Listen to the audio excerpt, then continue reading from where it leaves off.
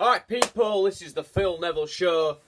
Hope you're all having a fantastic Wednesday morning, and today we're going to talk about, a lot of them are managerial related. The Champions League happened last night. Liverpool and Chelsea are through to the last 16 of the Champions League. Spurs are in action tonight, they're already through. Manchester City are already through as well, so they play tonight. I'm not too sure whether there's no any point turning up really to the games, but yeah, Carlo Ancelotti last night got sacked by Napoli. That's quite interesting. But a lot of these are Premier League related, so I've got my questions here for myself. And first of all, let's start off with some Phil Neville news. So Phil Neville will be training for Aston Villa on FIFA 13 later on today. So, requested by my good friend Benbow Gaming was going on his stream for his Bournemouth career mode.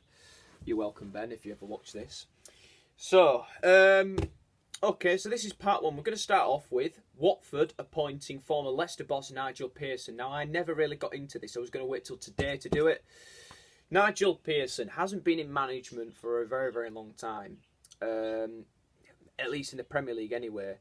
He got sacked by Leicester City, I think because his son, was involved in, was also sacked in something involved in a video involving some. I can't explain what it is really. It's yeah, I think some Leicester fans will know what I'm talking about.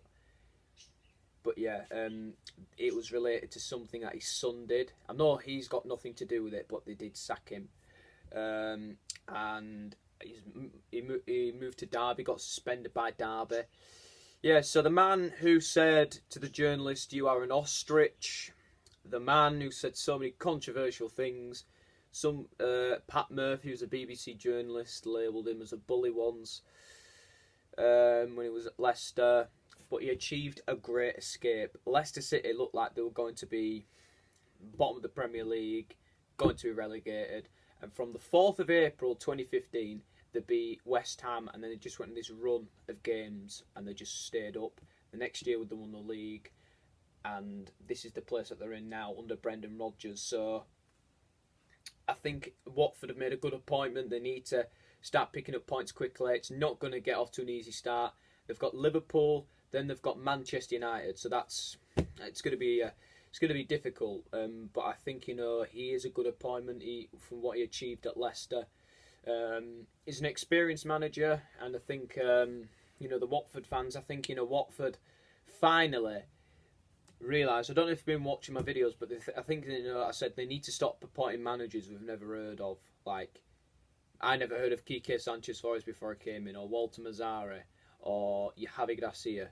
They need to start appointing managers with that they've heard of if they want to stay in the Premier League, that have got Premier League experience. I think Nigel Pearson's a good option.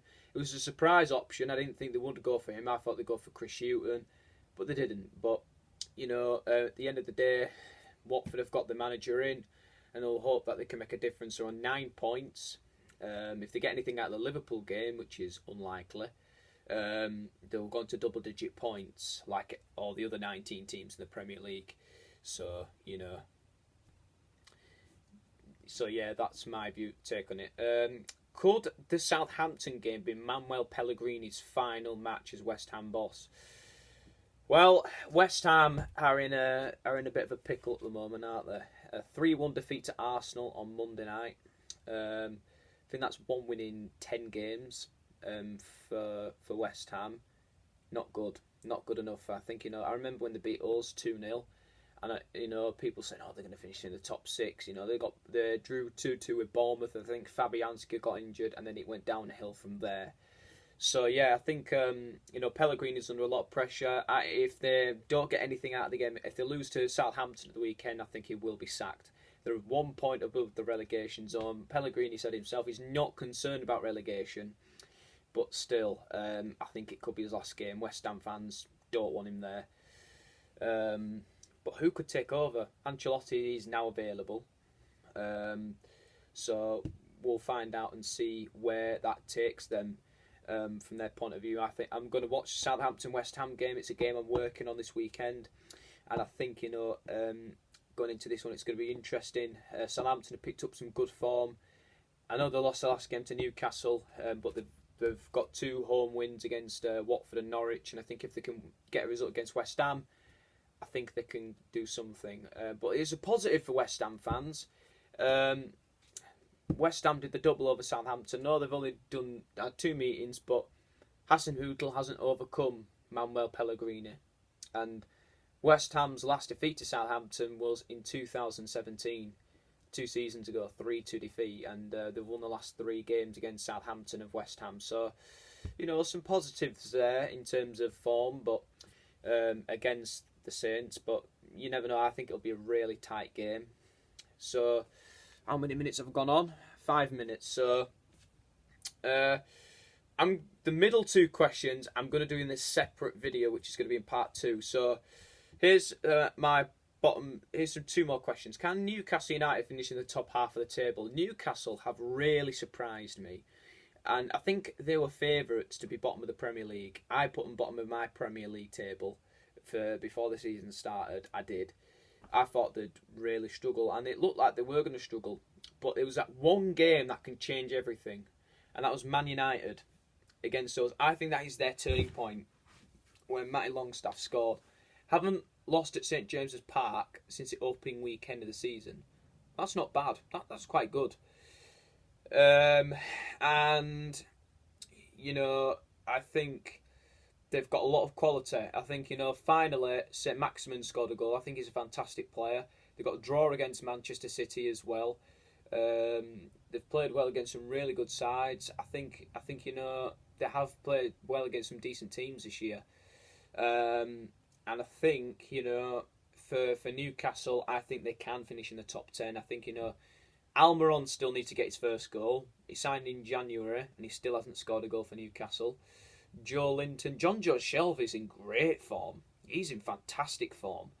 He scored quite a lot of goals recently. Got a goal against Southampton. He got a goal in the match against Manchester City and against Sheffield United. So, interesting all around there. And my last question is, did Man United help Liverpool win the league? Do you know what? Unless Leicester City can catch them, which they're a quality team and they're quite capable of doing something this year, I think Liverpool are going to win it.